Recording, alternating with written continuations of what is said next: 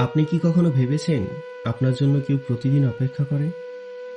হয়তো আপনার মা দরজার দিকে তাকিয়ে থাকে, হয়তো আপনার বাবা ভাবে আজ ছেলে ঠিকমতো ফিরবে তো, হয়তো ছোট ভাই বোন ভাবে আপনি আসলেই তারা হাসবে। কিন্তু আমরা আমরা বাইরে গেলেই সব ভুলে যাই।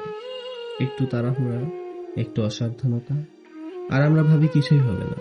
কিন্তু একটা মুহূর্ত, শুধু একটা ভুল সিদ্ধান্তই সবকিছু বদলে দিতে পারে।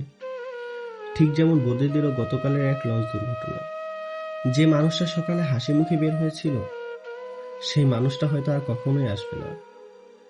আর বাসায় একটা চুপচাপ দরজা, একটা চুপচাপ অপেক্ষা, যেটা আর কোনো দিন শেষ হবে না। আপনি শুধু একজন মানুষ না, আপনি কারো স্বপ্ন, কারো ভরসা, কারো পুরো পৃথিবী। আপনার কিছু হলে শুধু আপনি না, পুরো একটা পরিবার ভেঙে পড়ে। তাই যখন কোথাও যাবেন, একটু থামুন, একটু ভাবুন, আমি নিরাপদ তো? কারণ আপনার জন্য কেউ অপেক্ষা করছে। আপনার ফিরে আসাটাই তাদের সবচেয়ে বড় সুখ।